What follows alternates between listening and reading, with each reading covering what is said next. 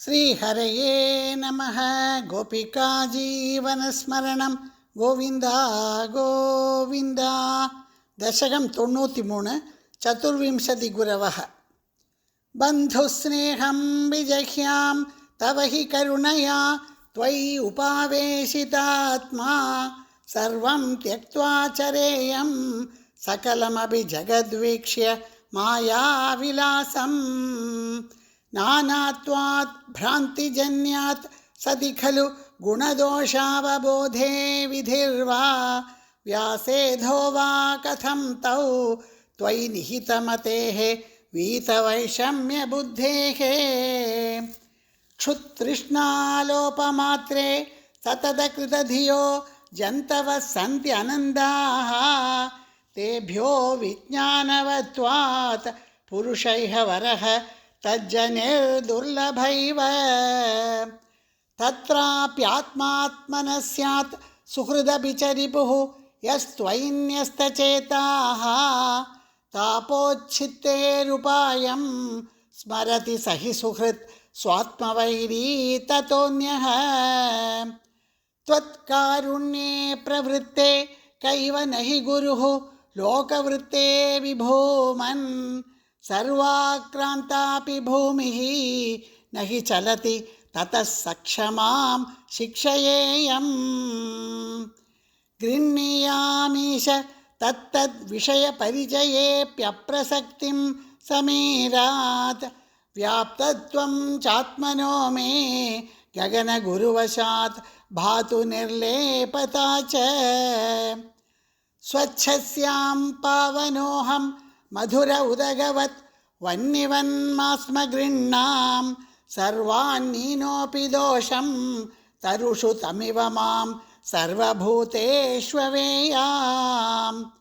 പുഷ്ടിർനഷ്ടിക്കലാനാം ശശിനൈവ തനോഃ നാത്മനോസ്തീതി വിദ്യാം തോയാദിവ്യസ്തമാർത്താണ്ഡവദപി ച തനുഷ്വേകതാം ത്വത്പ്രസാദാത്.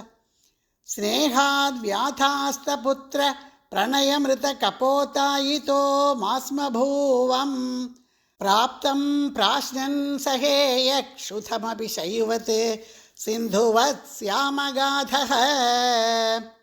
മാപപ്തം യോഷിദാദൗ ശിഖിനി ശലഭവത് ഭൃംഗവത് സാരഭാഗീ ഭൂയാസം കിന്തു തദ്വത് ധനചയനവശാത് മാഹമേശ പ്രണേശം. മാ ബധ്യാസം തരുണ്യാ ഗജൈവ വശയാ നാർജയേയം ധനൗഘം ഹർത്താന്യസ്തം ഹി മാധ്വീഹരൈവ മൃഗവൻ മാമുഹം ഗ്രാമ്യഗീതൈഃ. നാത്യാ സജ്ജേയ ഭോജ്യേ ഝഷൈവ ബഡിസേ പിംഗളാവന്നിരാശഃ സുപ്യാം ഭർത്തവ്യയോഗാത് കുരര ഇവ വിഭോ സാമിഷോന്യൈർന ഹന്യൈ. വർത്തേയത്യക്തമാനഃ സുഖമതിശിശുവത് നിസ്സഹായശ്ചരേയം കന്യായ ഏകശേഷോ വളയ ഇവ വിഭോ വർജിതാന്യോന്യഘോഷഃ.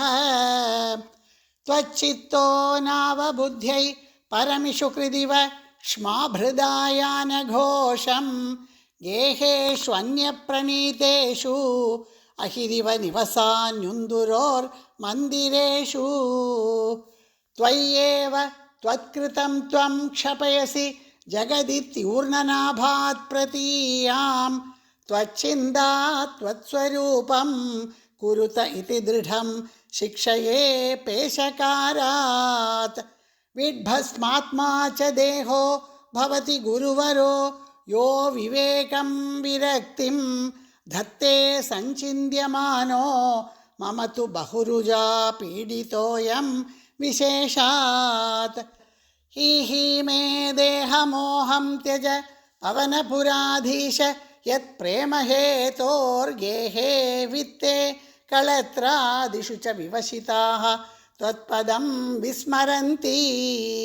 സോയം വന്നേ ശുനോ വാ പരമിഹ പരതഃ സാമ്പ്രതം ചാക്ഷികർണ ത്വഗ്ജിഹ്വാദ്യാ വികർഷന്ത്യവശമതയിതഃ കോപി ന ത്വത്പദാബ്ജേ.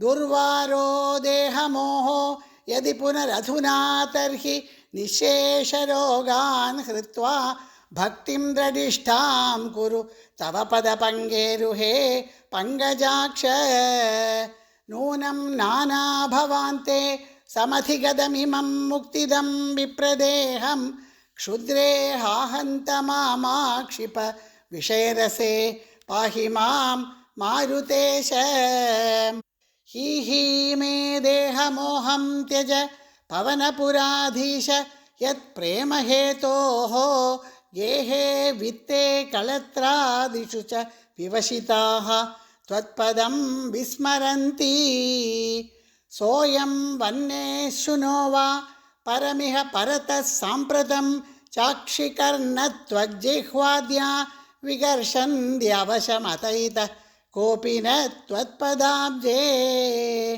दुर्वारो देहमोहो यदि पुनरधुना तर्हि निःशेषरोगान् हृत्वा भक्तिं दृढिष्ठां कुरु तव पदपङ्गेरुहे पङ्कजाक्ष नूनं नाना भवान्ते समधिगतमिमं मुक्तिदं विप्रदेहं क्षुद्रे हाहन्त मामाक्षिप विषयरसे पाहि मां मारुतेश क्षुद्रे हाहन्त मामाक्षिप विषयरसे पाहि मां मारुतेश सर्वत्र गोविन्दनाम संकीर्तनं गोविन्द गोविन्द श्रीहरये नमः श्रीहरये नमः श्रीहरये नमः।